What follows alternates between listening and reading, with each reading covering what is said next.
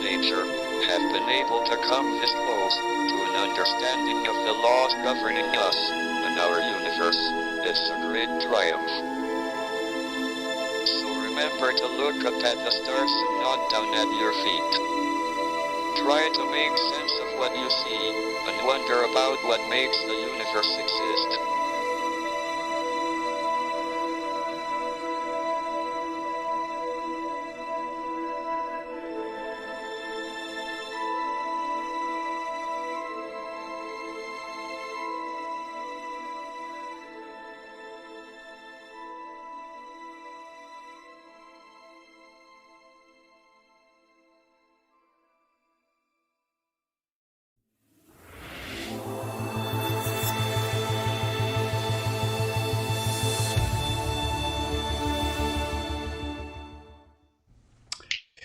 Well, hello everyone. This is Scott Roberts here with Explore Scientific on our program Explore Now. And with me today is Garik Israelian.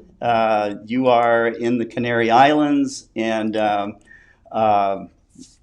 believe you're in the Canary Islands right now. Is that right? Yes. Yes. And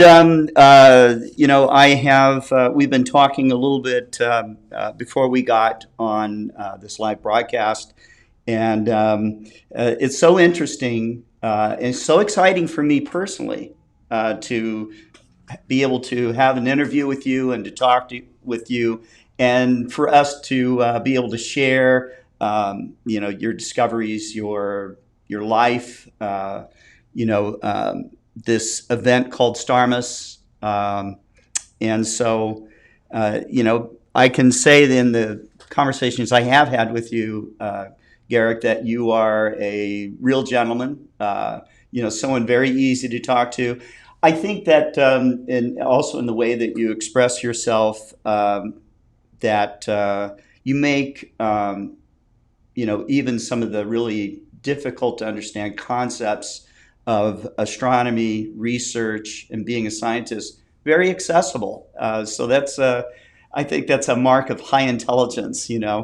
I mentioned to you earlier that I had gone to Caltech and had watched Stephen Hawking give a presentation live. And I've mentioned this several times during my talks.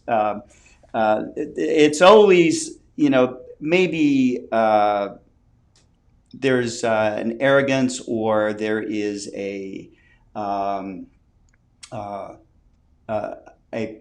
level where someone hasn't quite figured out something on their own.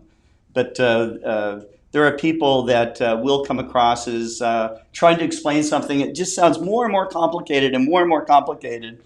And I think that's in one way to let someone know, hey, I understand this and you don't. Okay.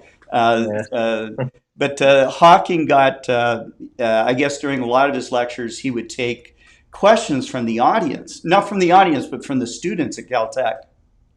And so most of the questions are very straightforward, and he answered them, and of course he had to prepare all of this in advance because of the impediment that he had. But then there was this one question, and Garik, this question was probably a page and a half long, okay? And I can't even remember exactly what the question was, but what it was, he read the question, and then he says, what this guy is actually really asking, and he asked it in about 10 words, okay? And he said, and here's the answer, and he answered it in about 5 words, and he says, if you can't ask this question so that anyone can understand it, then you don't even understand it yourself.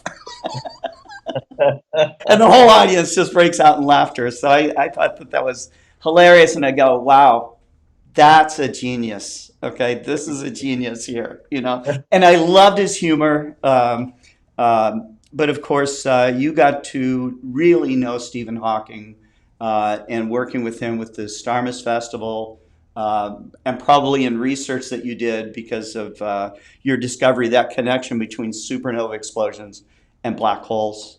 And so you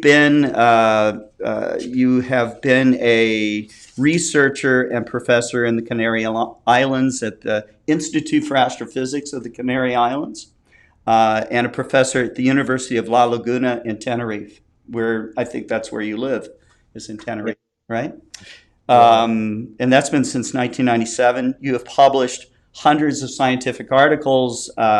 You give interviews. You mentioned weekly. We're really honored that you're giving this lecture and talk with us today. Um, your understanding of black holes, neutron stars, harmonics in stars, spectroscopy, spectral signatures, these kinds of things are, you've made discoveries. And I asked you earlier what it's like to, have climbed the mountain, because this is, to do all this work, requires so much. I mean, you have to do the heavy lifting. You have to wade in data. You constantly have to work these things out in your mind. Uh, and I asked you what it's like to to make a discovery, to have done all this work, and now to be able to see the universe in a unique way. I and you told me, well, I'll let you explain it, but you told me that you have to somehow break out of the everyday, and to be able to take that moment. Maybe you can explain that better than I can, Garrett. Yeah. So first, thank you very much, Scott, for inviting me to your program. I'm honored, and yeah, usually I speak about STARMUS, but it's also very interesting to cover a bit what you call my discoveries, and I think they are just standard astronomy papers, where the difference between discovery and maybe a regular science paper is that what they call a discovery has a big impact on the field. So you get lots of citations, and usually we publish them as letters Yes. in APJ, letters in Nature, and so on. And the funny thing about I don't like the word discovery, but about this very high impact papers, right? Right. Is I was not expecting those papers. I was not planning those research papers. They came just as a surprise. So I was looking for a totally different thing, that they came as a side effect.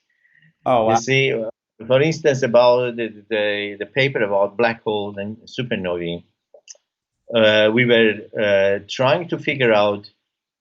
First, I was studying stars which go around supernovae. These are normal solar type stars, because you don't see a black hole, you don't see neutron stars, but we see stars which go around them, right? Mm-hmm. So we were studying those stars, because by studying these stars, you can learn something about black holes, about accretion disks around black holes, and so on. Mm-hmm. So these are normal solar type stars, like the sun, slightly hotter, slightly cooler, and I was studying those stars, their spectral signatures, rotation, chemical composition, and so on. And we were looking for signatures. It's been known that these stars contain very fragile chemical element, which is called lithium. Lithium is a very so those stars, you don't expect them to contain that element, but they do.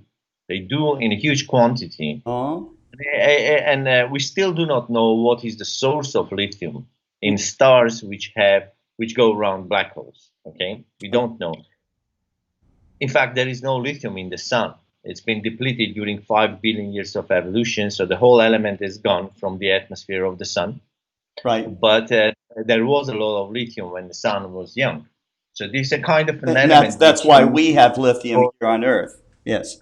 Okay. Exactly. We have lithium on Earth, but not in the solar atmosphere, because with the convection, you take that lithium from the atmosphere into deep layers, internal, and then you destroy them at temperatures more than 2.5 million degrees. Okay. So, and then we were trying to understand why these stars have lithium, to measure lithium. But then suddenly, looking at the spectra, I found that this star has huge amount of oxygen.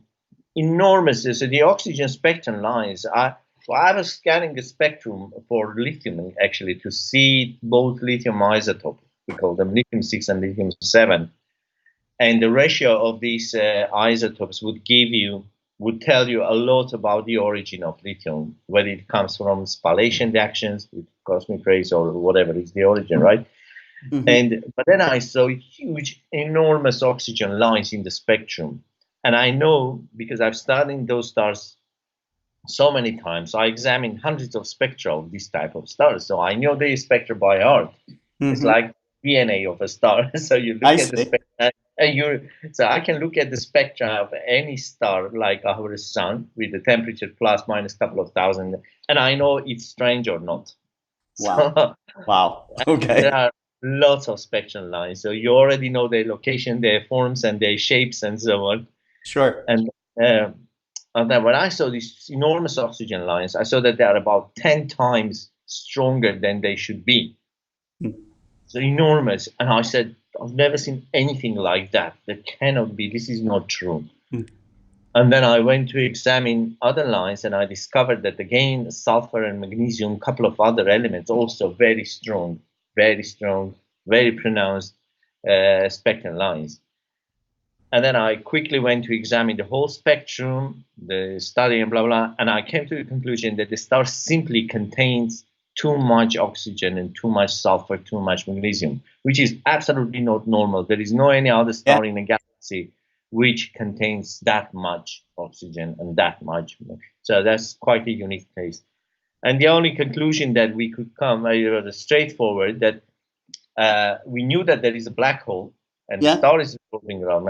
And I said, well, okay, so there was a supernova event, and the supernova exploded and polluted the atmosphere of the star. Ah, okay. With oxygen, with magnesium, we call alpha elements, the elements which are produced during massive star evolution. They come from hydrostatic thermonuclear burning.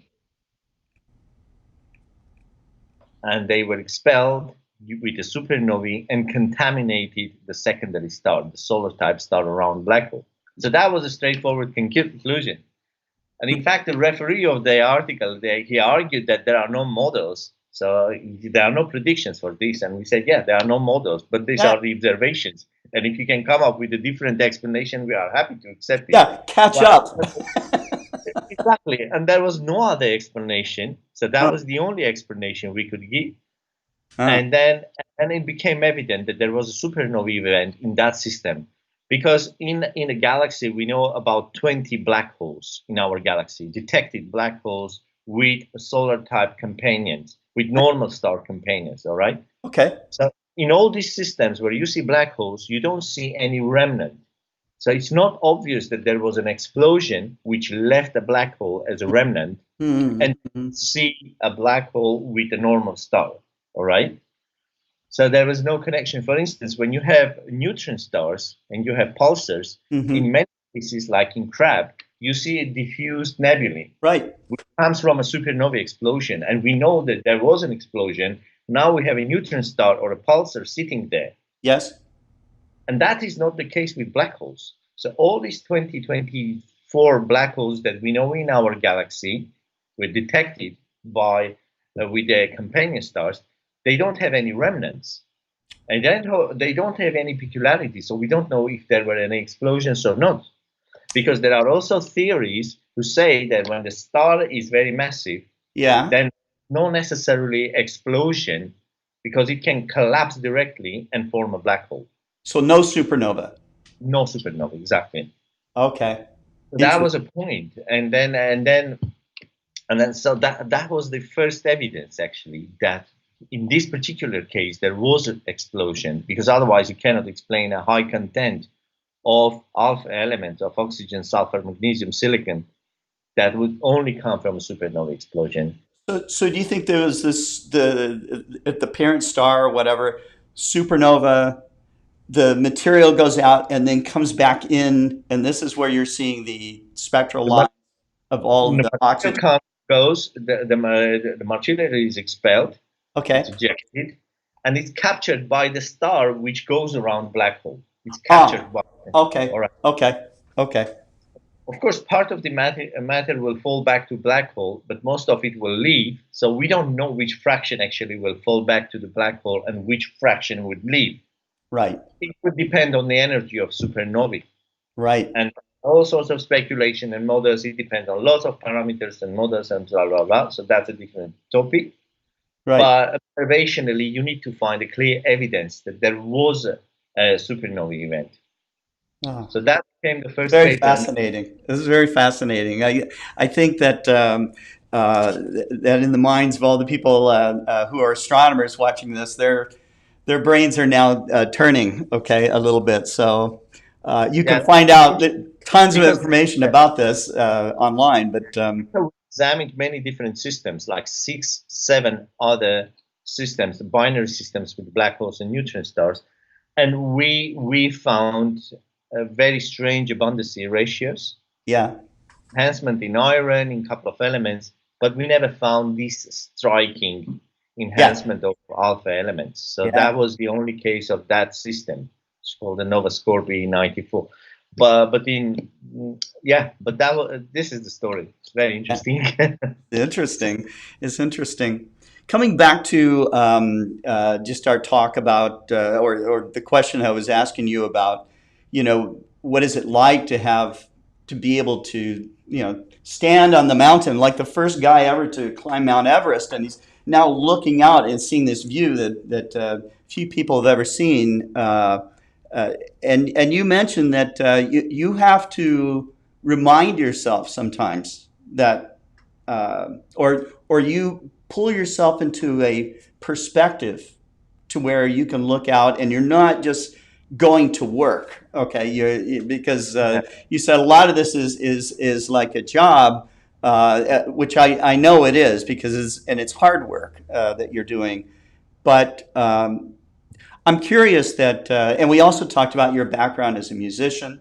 We talked about creativity, and we talked about STARMUS. And I think that there's a connection between you, not only your early years, as a rocker, but and then all this work you had to do to become, a research scientist. And to continue to do this. But I think there's a connection of you reaching out to find this creative space through music, and I think that keeps your mind fresh to continue to do research. Because, Yeah, you're known. You're in your circles. You're famous for these discoveries, and it's very similar to a musician becoming famous for doing certain songs, and they're asked to play these songs again and again and again and again, and so and that becomes boring for them. yeah, yeah, absolutely. I watched Elton John one time, where of course we want to hear Benny and the Jets, and he doesn't want to do it. Yeah, So yes, right. yeah, yeah. But what is this connection, or how did you formulate this connection, or why did you think you needed this connection to keep your mind fresh to continue to do the work that you do? Yeah, I think in my particular case, music was playing so important role in my life since I was 4 or 5 years old. I grew up with classical music, Hmm. a lot of classical music. Then the Beatles came, and then I get to know hard rock, and then we became rockers Yes. in late 70s. I think that was my generation. Everyone was with the electric guitar and garage bands and Right. those. That was a lot of fun, and I had my band and then the university band. So, and I always found that is the best thing in life, and I was always preferring that. For me, it was even more important than science. Actually, I never had a goal to become a big scientist. That actually, I honestly, I never had. I don't think one can have a dream in becoming a big scientist. That's not normal. I No. mean, this is not normal. What you have to do, Well, you have maybe to for satisfy some, but your, you have to satisfy your interests. If you are interested in something, then you do it. Then you read it, you investigate, do your research. Once you get bored, once it's boring, then you have to change it. You can't continue. And I don't think this is happening very often because the system we have is based on building your CV. Yeah. And once you build the CV, there is only one direction. You have to go up. And then you have to build your reputation, being involved in different committees, organizing conferences, and asking for funding, and blah blah blah. So you have to stay in your field of research. And it's competitive. I know this. I know it's very competitive for scientists. Competitive. So, but I changed my topics. I started with massive stars and radiation transfer theory. So my first 10, 15 papers were only about massive stars, modeling stellar winds, blah blah, pulsations. And then I moved to chemical evolution of the galaxy, metal poor stars, studying a totally different topic, completely nothing to do. It's like doing chemistry and biology. So I moved from chemistry to nuclear physics, it's completely. And then a few years later, I moved back to exoplanets and stars with black holes and neutron stars and binary systems, low mass X-ray binary. So I was changing my topic every time, again, but using the same tools, spectroscopy. I was a spectroscopist, and I had very good background in stellar atmospheres, radiation transfer theory. That's what I have studied, and I loved it. And that was my tool, actually. And I was using it to study different types of stars. I never moved to extragalactic astronomy or nebulae. I was always, I call myself a stellar person. I mean stars. So any types of stars, massive stars, low mass stars, black hole, so that's stars, right? Beautiful. And but I changed my topic many times. I never had intention to become the best in one of those topics, become references. But as long as I was once I satisfy my interest and I found that, okay, I know what's going on here. And it's not so interesting because I know what's going to happen next 10 years, what we do not know, and what we have to do to know those things. Yes.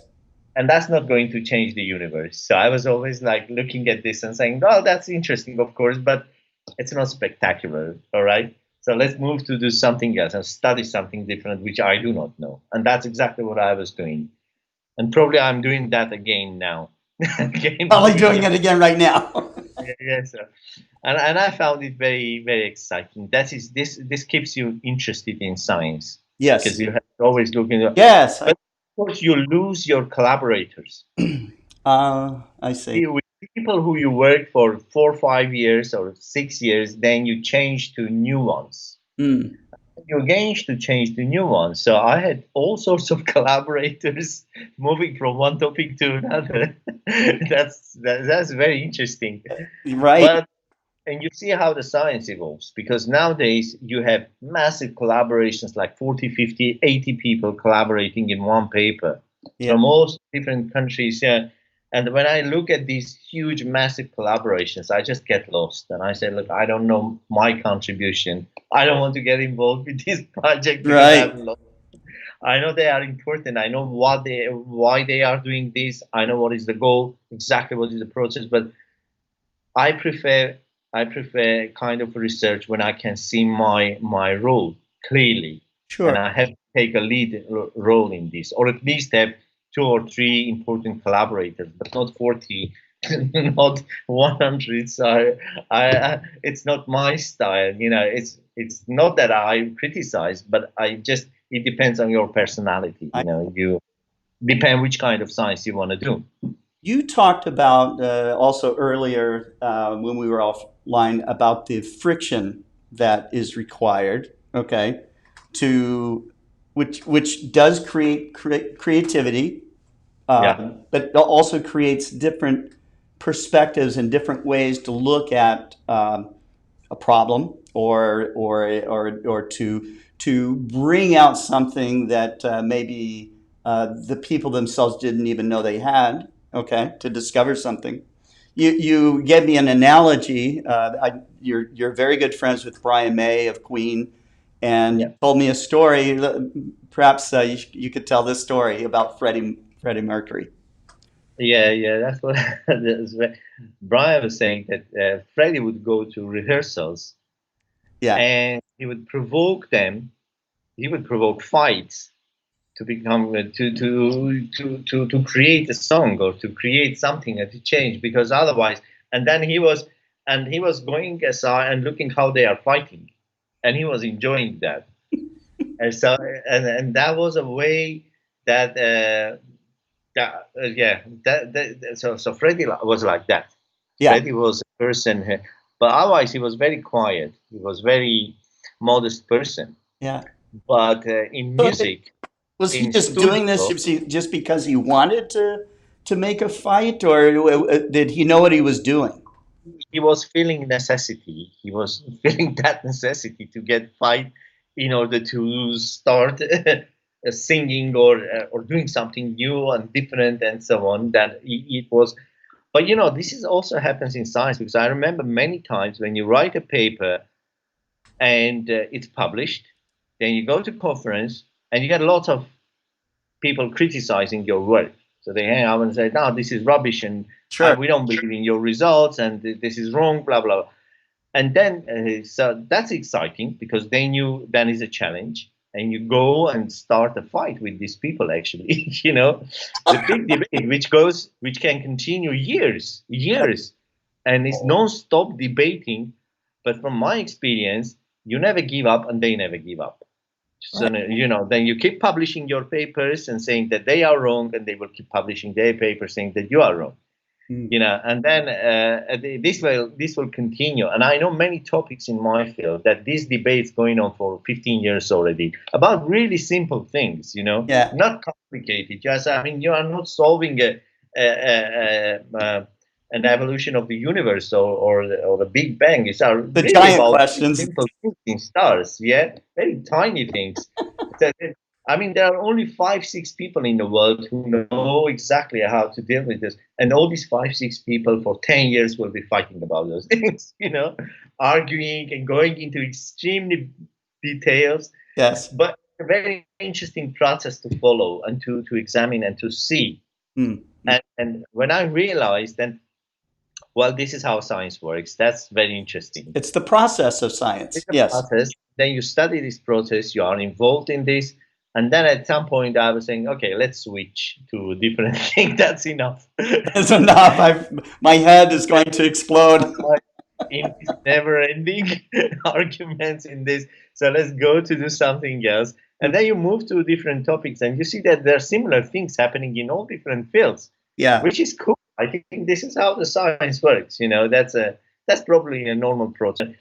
It's very interesting, but I think it's very important as a scientist to have quite interesting and important hobbies. You Yes. should not dedicate your time only to science, because this is not good for you. I For your get it. I brain. get it. So you You can do get. something else. It can be sports or hiking or music or whatever, but you should do something. Then at some point, for me, it was quite important to start the STARMUS festival. Yes. Yes. At some point, I realized that, okay, I can do more in science, but it will be the same, more or less. I Yeah. can do one more discovery or two more discovery, but that's not going to change the world. You. So that was the argument, and I really wanted to do something which is very interesting and very important for everyone. So that was a need, and then I discovered the festival. Let's talk about that. You had a friendship with Brian May. I believe that you created STARMUS with him. Is that correct? Yes. Yeah, And so let's yeah. I let's met Brian like in rewind. 90. Mm-hmm. Yeah. So, Well, I met Brian in '98. That was 22 years ago. oh wow. Okay. In Tenerife at the observatory, because he was here. Uh, you know, he did his PhD in Tenerife, in Canary Islands, zodiacal light. So that's where back in, I think, 71, he spent about 1 year in Tenerife observing zodiacal light Right. for his PhD thesis. So, and then we met in '98 for a different reason at the observatory, and we just became friends. I started telling him about my uh, what I think about music and about astronomy and so on, and then we quickly we became friends with Brian. So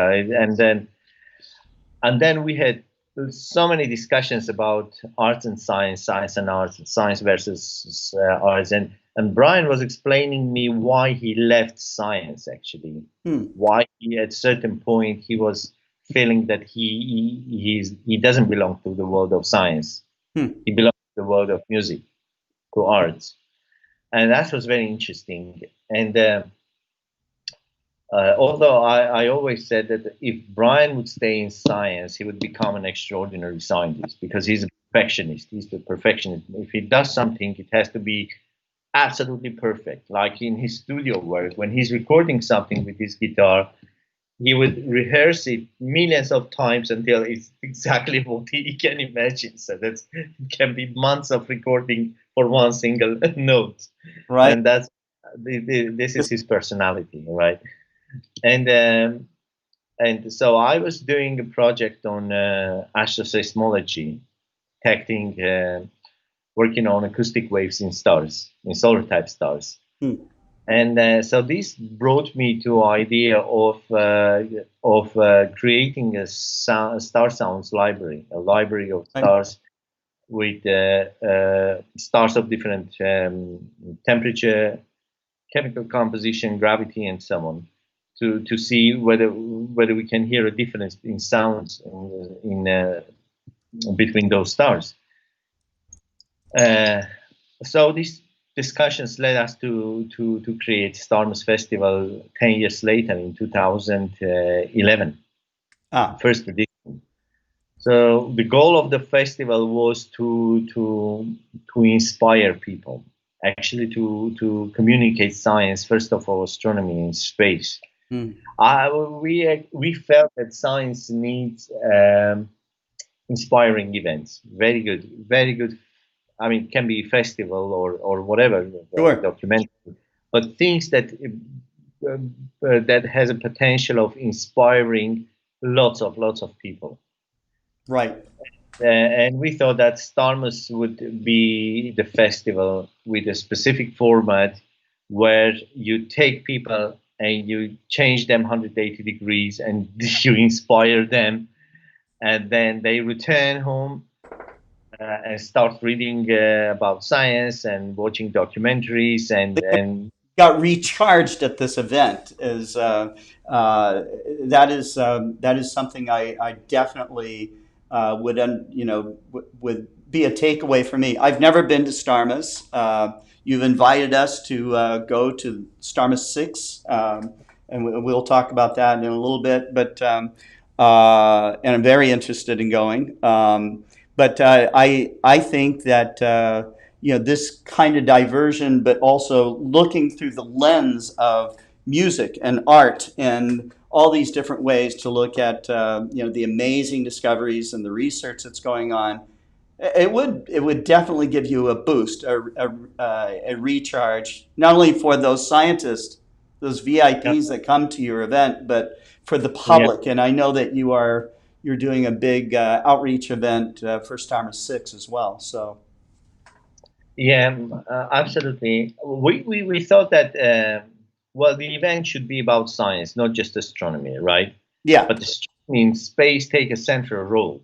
Sure. So as imagine, I always bring this example of a solar system when the sun is astronomy and the planets around are different branches of science, biology, chemistry, physics, and so on. But the center is astronomy in space, right? Yes. And so this is STARMUS. This is STARMUS, and we thought it would be very interesting to have really the best minds on the planet, the best scientists, to come together and to give public lectures in biology and marine life, climate change, geology, even many different branches of life science, physics, and it was very important to bring astronauts. because we Yes. thought astronauts give a very special flavor to your festival, Yes. and they do. Yes. They do. So we realized that astronauts, they they the flavor they give you don't get from anything else, even from music. They bring a different story to STARMUS. So that was another decision. We decided that every time we do festival, we need really cool many astronauts. Yes. So the panels, and of course, then we need a very good star party, Yes. because where the chill out is, that's where people come with drinks and Mm. live music and stargazing. That's a very good place for networking, for having good time. And the concert, which has to be inspired by science and most by space and astronomy. So the concept Mm. with music and with visuals. Yes. So we need a special concert, which is one of only for STARMUS. So we have to do one of. So the musicians and bands, we never approach someone to include STARMUS as a part of their tour. So it Okay. will not be one of many concerts. So it will be just one of. And so all STARMUS concerts so far they were very unique, very I unique see. concerts. So you don't repeat anything again. No, we don't repeat. So we always try to create something very different and Okay. very unique, and it works perfectly. I mean, it's amazing. Hmm. All the concerts we have done with Hans Zimmer and Sarah Brightman, Rick Wakeman, and we also invite many not very well-known artists, but who are very talented. Yes. Bring them to promote, because we think they need a stage, they need a place like STARMUS to become known. Yes. Right. As and for many talented artists, it's very hard to get into, because the market is saturated. It's really hard to get into. Can't get Uh, a stage or a that- platform for people to see. Yes. So, exactly. so So in this group of process artists, of selecting all these people, are they coming to you, or are you looking for them? many of them, exactly, many of them would send us emails, and then we can select. But we Okay. also propose names. So our advisory board is, we have STARMUS advisory board, I see. and the board members propose names. And so this is Jill Tarter in the board, David Eicher, and Peter Gabriel. Brian is in the board, and Stephen Hawking was a member of our advisory board. Stephen would propose speakers and artists. He would, and so we bring together these names, and then we build the program. And then the festival goes on, and it's very efficient, because all decisions are done by our advisory board, and it's very fast. We don't take ages and months to decide something. So it's I, always in a couple of days, and the decision is taken. done. So it's very efficient. It's very efficient. There is no yeah. So far, this is how STARMUS worked. Yeah. Very nice, and we always created very special environment to inspire people. So the goal of STARMUS is to inspire. Yes. The second will be to educate, but the first thing is to inspire, because I believe inspiration is even more important than education. If you are inspired, then you can study by yourself with books. Right. You don't need university. So these days you can study in internet, but you need inspiration. You need this drive. You need energy. Without that, it's impossible. So I never understood how schools, high school, or kids are convinced, or are educated with threats. Basically, if you Yeah. don't do that, we will do this. Or Yeah. It's going to you be a get punishment, low right? marks. If you get low marks, you don't go to university. If you don't go, you don't get a bank credit. You don't get a job. You don't get a car. You don't get a house. Yeah. Yeah. It's Not going a to get sequence the. of, it's a kind of a threat. This. And I said, Jesus Christ, and this is why he has to study. So we completely forget that science is very interesting. So let's study because it's amazing. Yeah. It's interesting. So Yeah. we have to create this interest. Yeah. That's the primary thing, because if there is no interest, threats never work with maths and physics. That's a wrong way. I don't think threats worked on you. You told me that as a young student that Oh, you were an average student. You weren't You weren't a particularly good No, student. no. I never accepted trades. My mother was a professor, Okay. and she did her best to force me to study maths and physics, and it never worked. She did everything possible, and my school teachers and everyone were working very hard to convince me that I have to study, and Huh, I never did. So huh. I had very low marks at school, very low. I was one of the worst students. And then suddenly one day, I went to see a sci-fi movie. Oh, which one? It's Solaris.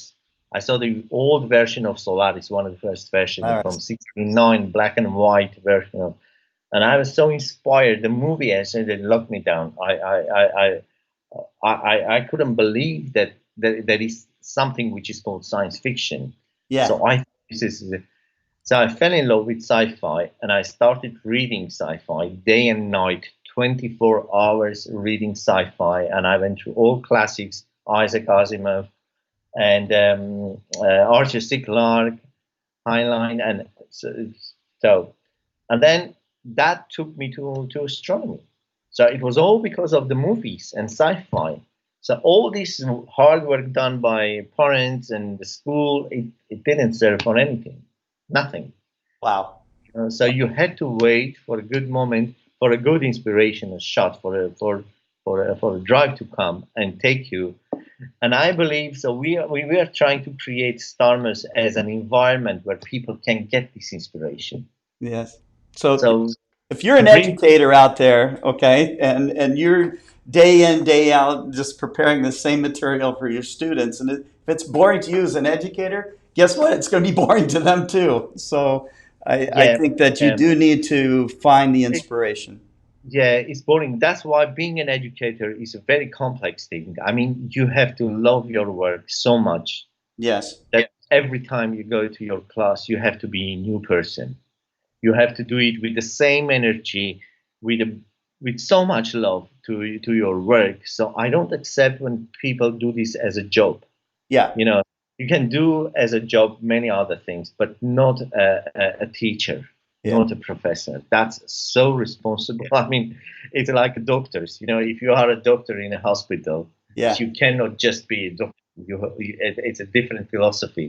The Right. same with teachers. Yeah, I think these are the two most important professions where people have to take it so seriously Yeah. 'Cause- that you are playing with the future of thousands and hundreds of people, and kids and students. Mhm. So you have to be so positive and so inspiring and so nice. And yeah, That's amazing, Garik. You are. I'm reading the chats here, and you're really inspiring the audience here even now. Let's see. Let me. Uh, do we have any questions? Any comments that make sense here? Oh, Ron Delvaux is asking: do you find it difficult to translate the science to an artist to explain what you are seeing? As a scientist, explaining some of these concepts to an artist.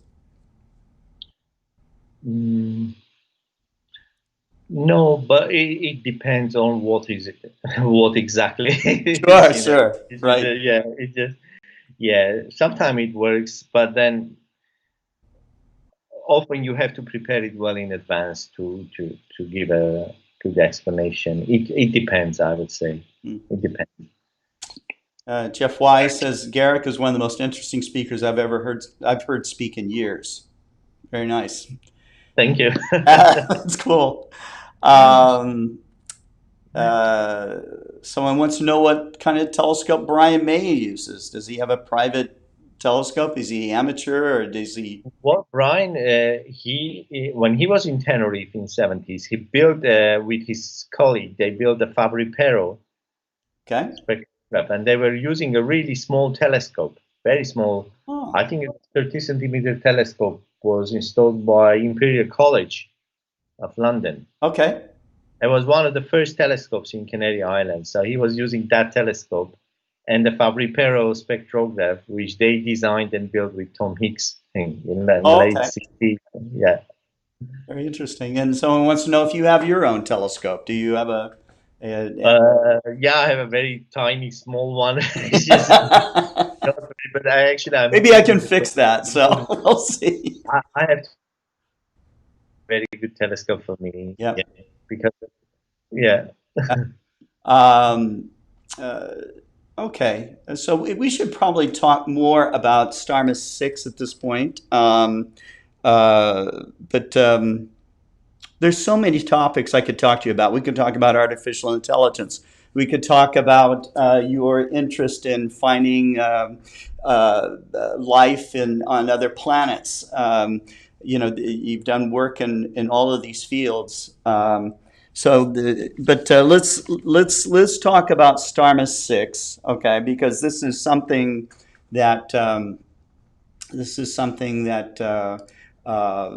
well, first off, it was the first reason we were going to do this talk, but you got a lot planned. This is the theme of this has largely to do about Mars and the search for life on Mars. And I think that you are definitely in the camp that eventually we're going to find life on either another planet or another moon in our solar system or around another star. I believe that you are in that camp. I am too, and I think most of the scientists and amateur astronomers even that I talk to, they're in here. But what was the inspiration for STARMUS 6? What do you think it's going to be like? Yeah, STARMUS 6 is there are two things. First is next year we are celebrating 50 years anniversary of first soft landing on Mars. Yeah. That was done by Soviet Mars 3 spacecraft, which achieved the first soft landing and the first transmission from the surface of the Mars. And the same year was the first orbiter, Mariner 9 of NASA, around Mars. So we are actually celebrating the first orbiter and the first soft lander next year. Okay. And also next decade, I think, is going to be about Mars. Because I honestly believe that the whole story that the SpaceX is talking about going to Mars is serious. I don't think that it's a PR or something. They're quite serious about going to Mars. And I'm really happy to see the Raptor works. Yeah. And I see that we may return to the moon in a couple of years. That is also happening. Yes. Because the funding is there and the work is going very serious. And once we get to the moon, and I think we will get back to the moon in a couple of years, that energy will be enough to push more and get to Mars. Yes. So I think we are going to. So do you think that when we get, let's say in 2024, we get to the moon, we start setting up our habitat or whatever up on the moon? How soon? Based off of that inspiration, because that will be a huge inspirational moment for humans. Yeah, I think in less than a decade after moon, we'll get to Mars. Yeah. That is my calculation. Less than a decade. Can be 6-7 years. Less than a decade after we get back to the moon. So that is my prediction. And I think this will happen because humanity always needs big challenges. Yes. Once you set this challenge, which is really absolutely important, and it's so visual.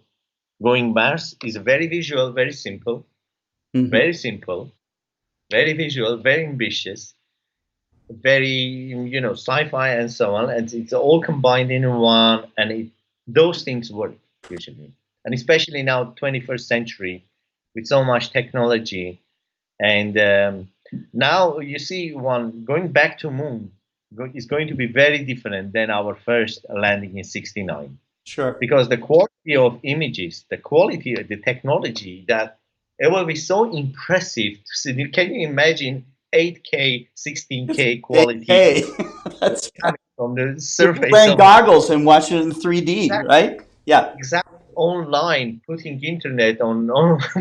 So there's so many things. It will become augmented reality. You will. Absolutely, with the space tourism getting there, and with so many things, that will be so important step towards Mars. Yes. So that's why I think this STARMUS will be dedicated to Mars, and we are opening a decade of Mars.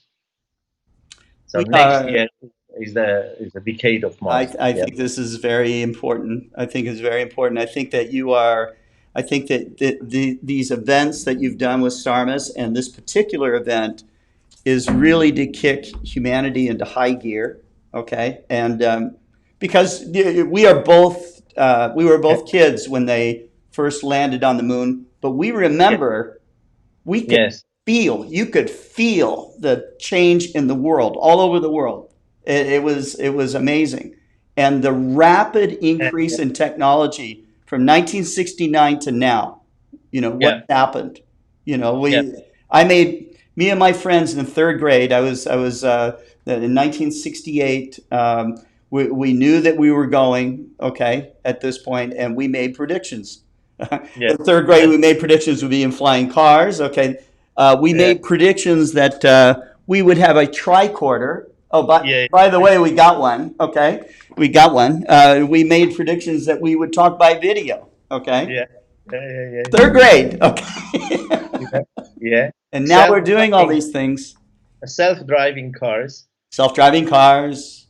And now robot, androids. Robot. We didn't know how to articulate it at that time, but artificial intelligence. We are amongst the last living humans to not have artificial intelligence in our lives. We now have it. It's very close to this spooky time that we are talking about, okay, with artificial intelligence. But, in fact, we will have amazing lectures on AI at STARMUS VI. Oh, that would be. By the way, STARMUS VI is going to be probably the best STARMUS. We have extremely interesting music program with Brian May, Hans Zimmer, and I can't give you more names because that will come later. And amazing lectures on astrobiology, on the life on Mars, and not just. So we have already 7 Nobel laureates confirmed in less than 1 month, and we will have.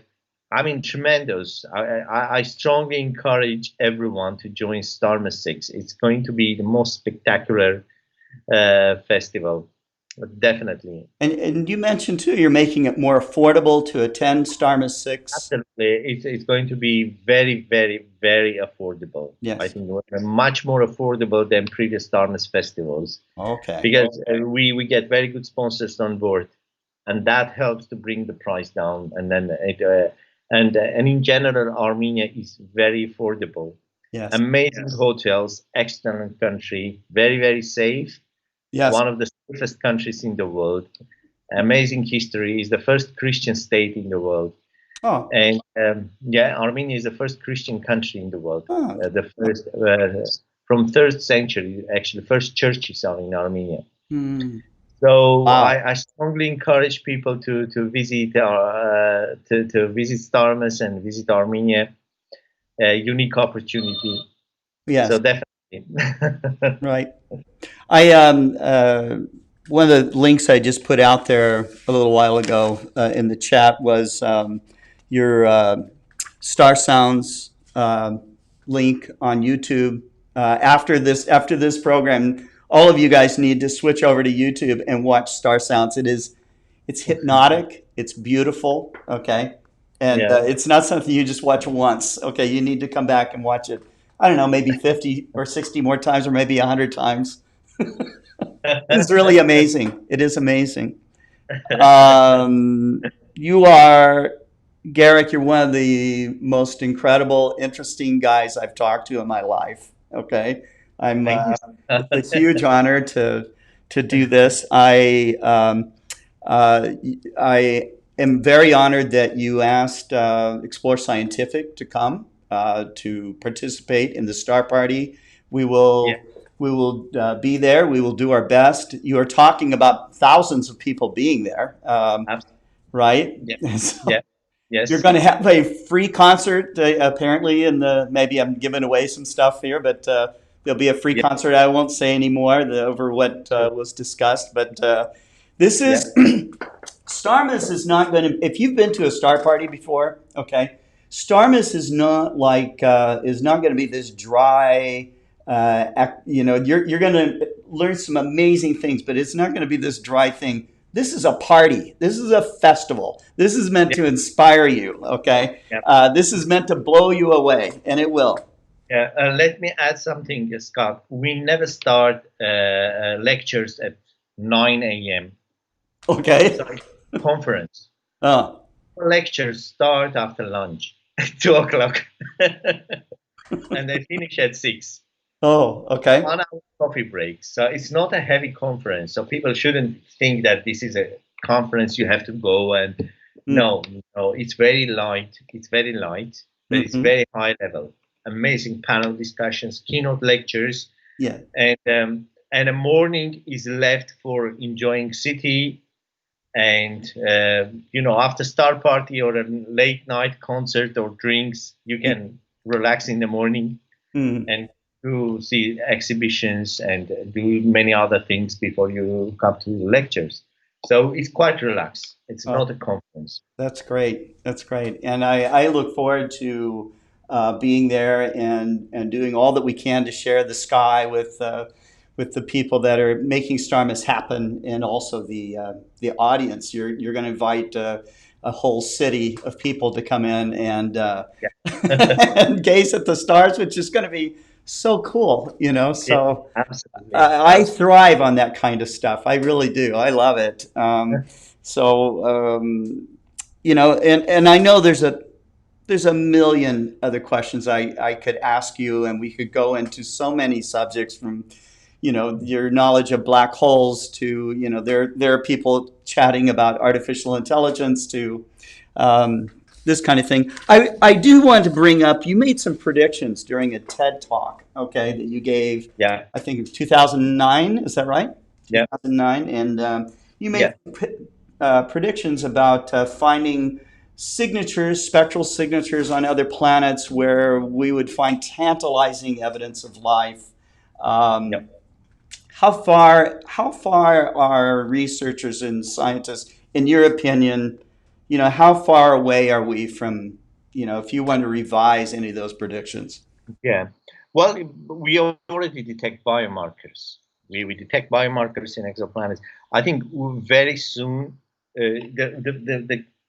one of the best signatures of uh, biological activity on a planet will be the so-called red edge. It's a certain spectral signature Okay. which comes from the reflection of a chlorophyll, which is a signature of forests that we see it on the. Okay. And I think we that has to be detected. I think we will get there.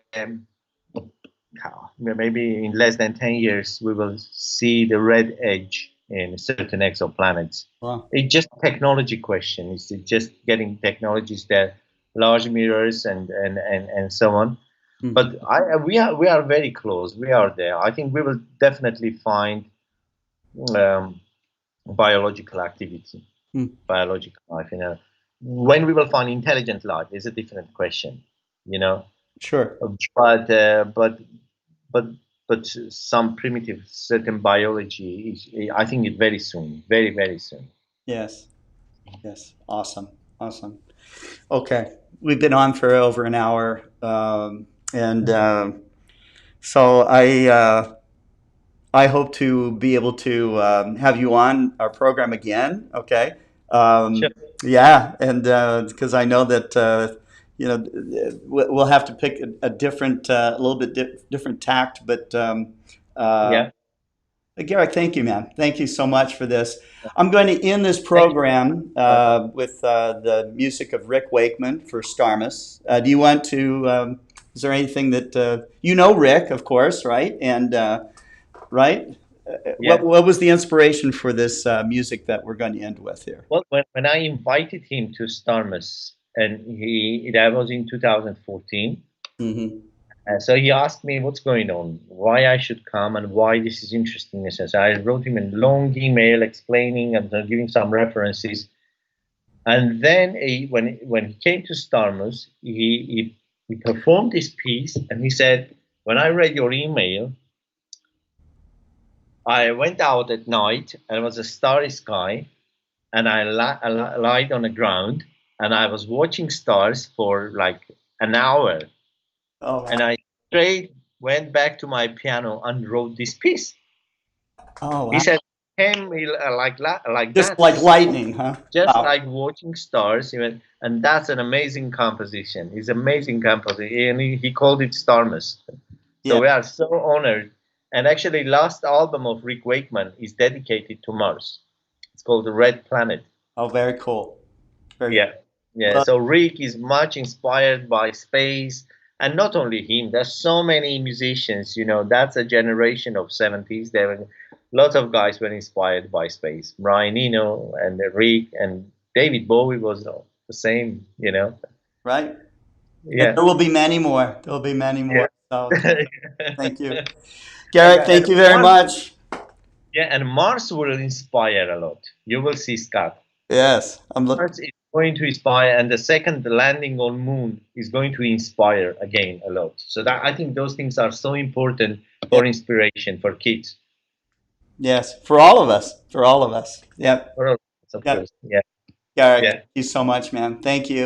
Until next Thank you time, okay? So we'll very see you. much. All right. Bye-bye. Thank you. Bye. Bye.